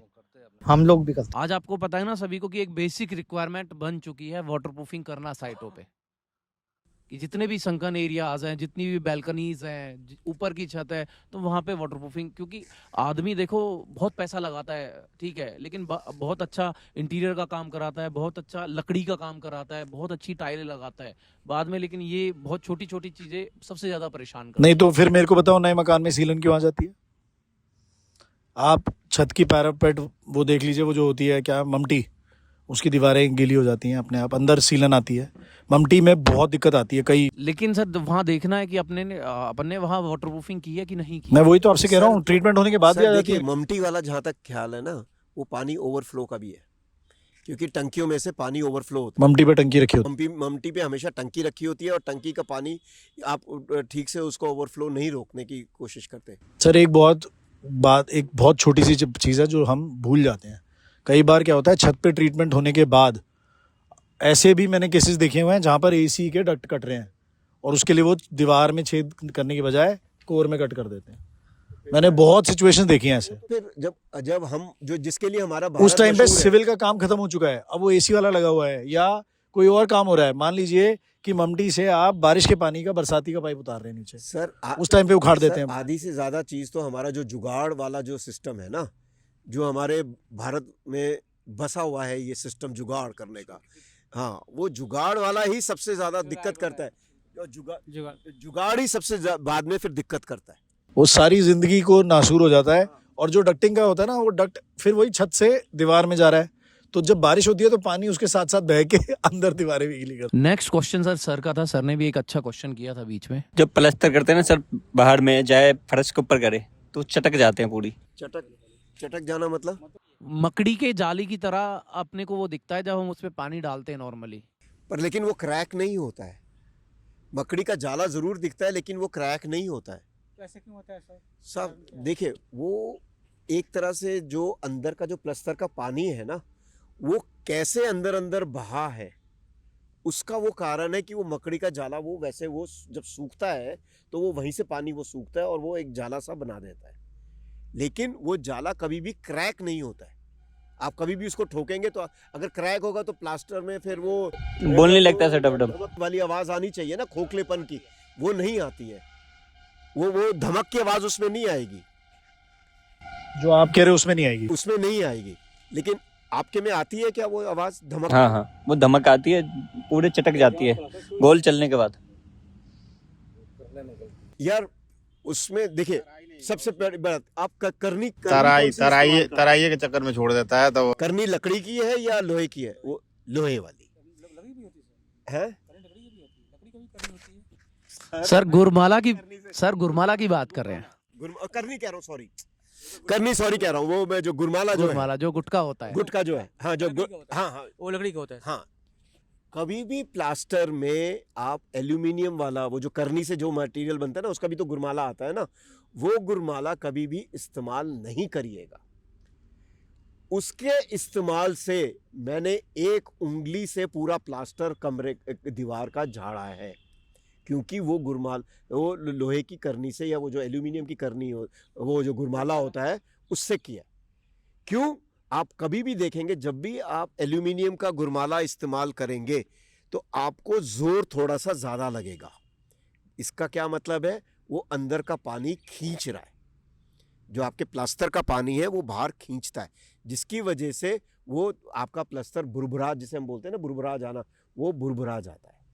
हमेशा लकड़ी का एक तो गुरमाला इस्तेमाल करिए। तो लकड़ी गुरमाला सर वो नहीं चढ़ता है जो हम घोल चढ़ाते हैं प्लास्टर के ऊपर, तो लकड़ी के गुरमाला से नहीं चलेगा, और लोहे का गुरमाला इस्तेमाल करना पड़ेगा। सर देखिए, घोल तक तो ठीक है, लेकिन जब प्लास्टर करते हैं तब की बात मैं कर रहा हूँ। आपने एक बार तो वो लकड़ी की अपनी जो फंटी होती है वो तो एल्यूमिनियम की, वो तो लगा दी, लेकिन जब आप लेवल करते हैं वो लकड़ी वाले से ही करनी चाहिए। नंबर 1।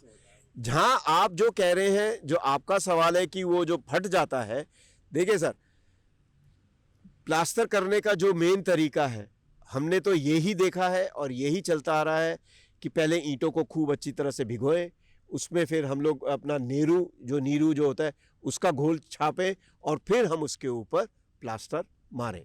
हमने इसको इस तरीके से कभी और आगे कभी गिरता हुआ नहीं देखा। अगर गिर रहा है तो एक बार विशाल, मैं तो कहूँगा एक बार वो देखने की चीज़ है, साइट पे जाके हम लोग देख सकते हैं। उसमें ऐसा भी होता है ना, जैसे हम बिजली वाले, प्लम्बर वाले, प्लास्टर मैंने पहले कर दिया, अब बिजली वाले आ जाते हैं, प्लम्बर वाले आते हैं, वो अपना फिटिंग करते हैं ना, वो हथौड़ा मारते हैं तो प्लास्टर छूट जाता है बैक साइड का। वो बाद में गिरा तो वो पिछली दीवार का छूटेगा, हाँ, तो गिर जाता है। इसलिए हम सोचते हैं कि हमारा प्लास्टर पकड़ने किया जाए, तरह तरह का आदमी दिमाग में बात आते रहती है। बिल्कुल सर, ये जो माइंड कोई नहीं लगाता है, जो हमारे बिजली वाले बाद में काम, ये सब काम पहले होता है, उसके बाद में प्लास्टर होता है, उसके बाद प्लास्टर होता है। बिल्कुल ठीक कह रहे हैं, इससे भी उल्टा नीचे हो जाता है। हाँ, नहीं बिल्कुल ठीक कह रहे हैं। ये भी एक कारण है। देखिए, छोटे छोटे कारण बड़े बन जाते हैं। कहने के लिए छोटे सा कारण है, लेकिन कारण अल्टीमेटली वो बड़ा बन जाता है। कभी कभार सर टाइम बचाने के लिए ज्यादा टाइट का घोल चढ़ा देते ताकि कम एक बार गुरमाला लगा। नहीं, वो चीज गलत है सर, वो चीज गलत है। पतला जैसे मीडियम साइज का, हाँ बिल्कुल, नहीं गुरमाला कसी जाए ना तो परफेक्ट होगा। सर जी, मुझे एक बात बताइए, वो कभी हमारी माँ दही जमाना भूल जाती है तो वो कपड़े में, वो कंबल में लपेट के और वो 2 घंटे में दे देती है, और जो रात वाली से जमी हुई है और जो 2 घंटे में जमी है, टेस्ट में तो फर्क आएगा ही ना, टेस्ट में तो फर्क आएगा ही ना। जो रात की जमी है वो धीरे धीरे जमती है तो वो मीठा तो बनेगा ही ना, है? तो वो से सेम बात वही है सर, जो आराम से स्ट्रेंथ पकड़ेगा वो ज्यादा ताकतवर बनेगा। एक आखिरी सवाल का समय बचा हुआ सर। बिल्कुल सर, आपके पास है तो आप पूछे, नहीं तो मैं पूछता हूँ। नेक्स्ट सवाल सर आपकी तरफ से। मेरी तरफ से ही है? बिल्कुल 100। सर एक गिट्टी जो होती है या कवर ब्लॉक होता है, वो कैसा होना चाहिए, वो क्यों होना चाहिए, उसका पर्पस क्या है? सर पहले आप बताओ, कवर ब्लॉक क्या होता है? कवर ब्लॉक सर सरिये के नीचे देने के लिए। क्यों लगाते हैं उसको? सर उसमें कंक्रीट है जो बराबर मात्रा में नीचे तक चली जाए। कितने mm का कवर ब्लॉक लगाते हैं सर स्लैब में? 20 से 25। आप बताओ सर, कॉलम में, बीम में? बीम में जो मार्जिन देखेंगे उतनी साइज की लगाएंगे। मोटा मोटी 25 और 20। यही सही। राफ्ट में कवर ब्लॉक लगाते हो? हाँ, फाउंडेशन में कितने mm की लगती है उसमें? वही लगती है 22 वाली। तो प्लास्टिक का लगाते हो, ईंट के रोड़े लगाते हो, क्या लगाते हो? सीमेंट वाला कवर ब्लॉक लगाते हो। उसकी स्ट्रेंथ कितनी होनी चाहिए? उसकी 40 mm। 40 MPa? हाँ, वो नीचे MPa। हाँ जी, MPa। 40 MPa? हाँ सर, 40 MPa। सर मेरे वाले तो नंबर ले गए। कोई बात नहीं सर, आप ही जीतिए, कोई बात नहीं, लेकिन हमें नॉलेज मिल रही है। हमें ये है कि आप सबको पता। मैं बहुत खुश हूँ इस बात से। देखिए कवर ब्लॉक के दो चीजें हैं। एक तो जो सरिया आपने लगाया उसको पूरी तरह से ढक दिया जंग से, हवा ना लगे उसमें, जिससे उसमें जंग ना जाए, पानी नीचे जो भी पानी है ना जाए। आप देखते होंगे कई बार वो प्लास्टर का और वो रोड़ी का टुकड़ा जाके सीधा गिरता है पंखे के आसपास, या वो सब क्या है, अंदर से सरिया दिखता है, क्योंकि उसमें हमने वो कवर ब्लॉक नहीं लगाया है। वो सरिये की प्रोटेक्शन के लिए सबसे बड़ी चीज़ है। थिकनेस से भी लगाया था सर, ये नहीं कि हमने 1 इंच के लगा दिया, 1.25 इंच के लगा दिया, कुछ मोटाई के ऊपर भी लग दिया। हाँ, और दूसरी चीज़, कवर ब्लॉक हमेशा कंक्रीट वाला ही लगाएं जो मसाले का बना हो। कई बार मैंने देखा है वो मार्बल का टुकड़ा फंसा देंगे, ईंट का टुकड़ा फंसा देंगे, पत्थर फंसा देंगे। वो हमेशा लकड़ी के गुटके सर, लकड़ी के गुटके साइड पे नहीं, वो नहीं लगता है। वायर से बंधे हुए। 550 रुपए का बैग आता है और 300 ब्लॉक आता है उसमें, कवर ब्लॉक। कंचन जी, मैं कुछ बताना चाहूँगा। देखो, हम सुबह से ये बातें कर रहे हैं कि वो जो क्रैक आ रहा था छत के ऊपर, सर ने बोला कि 2 मटेरियल की प्रॉपर्टी कभी सेम नहीं होती, दोनों अलग अलग तरीके से फैलते हैं, अलग तरीके से सिकुड़ते हैं। अब हमने कवर ब्लॉक लगाया, मार्बल लगाया या लकड़ी लगाई या कुछ ईंट के रोड़े लगाए, और वो लगाए एक छत में 100 जगह, तो 100 जगह वो अलग अलग जगह 2 अलग अलग मटेरियल यूज़ हुए और अलग अलग तरीके से वो फैलेंगे, तो 100 जगह से हवा पानी जाने के चांस होंगे। इसलिए जो है प्रॉपर मसाले वाला ही आप कवर ब्लॉक लगाइए, ना कि प्लास्टिक का, मार्बल का पत्थर आपने तोड़ के लगाया, तो वो चीज़ें मत लगाइए।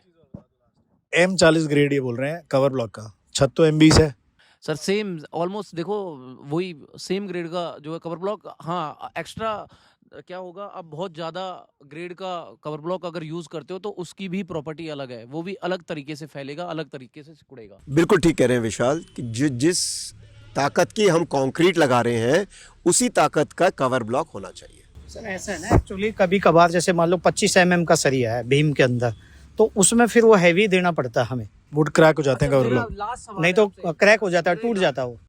कवर ब्लॉक सरिये के नीचे कहाँ लगाना चाहिए? सर रिंग के नीचे, रिंग के नीचे, जहां दोनों क्रॉस कर रहे हैं वहां पे वहां कभी यूज नहीं करना चाहिए। हमारे साथ हमारे एक्सपर्ट हैं, जहां भी कभी कवर ब्लॉक यूज नहीं, सिंगल बार के नीचे लगेगा, सिंगल बार के नीचे हमेशा कवर ब्लॉक यूज करना चाहिए। आप वो जो नीचे वाले जो सरिये वाला जाल है ना, उसको उठाइए, उसको नीचे लगाया जाता है ना। हाँ, उसी आते तो नीचे वाले के ही है। मैं तो उसकी भीम की कह रहा हूँ, जैसे भीम का जो रिंग आता है ना, बीम का तो रिंग हो गया, बीम का रिंग फर्स्ट क्लास, स्लैब वाला जो नीचे लास्ट वाला रहता है उसी के नीचे लगता सबसे है। नीचे वाले सिंगल सरिये, तो सिंगल पे ही लगता है सर, वो तो सिंगल ही जाल होता है, क्रैंक जाल जो होता है वहाँ ज्यादा चांस होते हैं टूटने। ये होते हैं सर ऐसे, ये सिंगल जाल हो गया, जहाँ भी बीच में, ठीक है जी, क्रैंक जाल पे तो ये इसी के नीचे लगेगा, इसके नीचे लगेगा, लेकिन जॉइंट पे नहीं लगेगा। जो नहीं, क्रॉस पे नहीं सर लगेगा, तो इस सरिये के नीचे। जैसे मान लो हमारा ये सरिये गए, हाँ, ये सरिये आगे, आप इनमें फंसाएंगे। बिल्कुल बिल्कुल बिल्कुल बिल्कुल बिल्कुल, उसके नीचे फंसाएंगे। वही जाल हमने ऊपर उठाना है। परफेक्ट, बिल्कुल ठीक सर मेरी टीम जीत रही है। ठीक है सर, हमने आपको प्राइज दिया, कोई सर ऐसे नहीं सर। ये जीता है हमने, नहीं, आपने कोई थोड़ी बात दिया नहीं, हमें। कोई बात नहीं सर। देखिए आप सबका बहुत बहुत शुक्रिया, आज आपने बहुत सारा समय निकाला इस सर्दी की हसीन आफ्टरनून में। हम यहाँ इसलिए बैठ पाए हैं दोपहर में क्योंकि कंस्ट्रक्शन बैन भी लगा हुआ है, तो थोड़ा सा वक्त हमें मिल गया यहाँ आप सबके साथ बैठ के 4 बातें करने का। मुझे लगता है कि जितनी भी आप लोगों ने हमारे साथ मीटिंग्स कभी कोई की होंगी तो शायद आज आपको उससे ज़्यादा मज़ा आया होगा, और 4 बातें शायद आपके साथ कुछ आपको याद रहेंगी, कुछ 4 सवाल 4 जवाब आपको याद रहेंगे। इस कंस्ट्रक्शन की चौपाल को सुनीत सर आज पहली बार हमने ये किया है, तो इसको कंटिन्यू रखेंगे होपफुली, और अलग अलग रीजन में इसको हमने करने का सोचा है। सो लेट्स सी कि आगे क्या इसका भविष्य दिखता है। आप सबका बहुत बहुत धन्यवाद। Thank you ji, thank you. बोलना चाहते हो कोई भी, किसी को कुछ कहना है तो please, most more than welcome. लगा ये कंस्ट्रक्शन की चौपाल, इसको हमें आगे बहुत बढ़ाना बढ़िया, बहुत बढ़िया लगा सर, बहुत बढ़िया। आप लोग से सबसे पहले आप लोग से मिले और हमारी जो भी हमारे सवाल था हमने पूछे, और एक तो बड़ी खुशी हुई कि आप लोगों से सबसे पहले तीनों सर, गुप्ता सर से, विशाल सर से, इस सर का नाम तो याद नहीं है, विश्वजीत से मिले। ये बहुत बहुत इनका आभारी और बहुत आभारी रहेंगे इन भाई साहब। बहुत बहुत धन्यवाद जी, बहुत बहुत धन्यवाद जी, बहुत बहुत धन्यवाद। ये थी कंस्ट्रक्शन की चौपाल की शुरुआत, और अगर आगाज़ ऐसा है जिसमें सब पार्टिसिपेट करें, और एक अंग्रेज़ी में एक शब्द कहते हैं कोलैबोरेटिव अप्रोच, इसके बड़े बड़े मंचों पे बड़े जिक्र होते हैं कि कई अगर सारी एजेंसीज एक साथ कोलैबोरेट करके आपस में सोल्यूशन ढूंढें किसी भी चीज़ का, तो हमें ना सरकार की ज़रूरत है, ना हमें भगवान की ज़रूरत है, ना हमें किसी और की ज़रूरत है, हम आपस में ही एकजुट भरपूर हैं। तो इस कंस्ट्रक्शन की चौपाल की शुरुआत आज यहाँ हमने की दिल्ली में कुछ ठेकेदार भाइयों के साथ, सुनीत गुप्ता जी के साथ, विशाल अत्री के साथ। मैं हूँ ऋषभ अग्रवाल, ये है the code and this is India's number 1 construction podcast. Please write to us if you have any queries, we will get back to you. Thank you so much.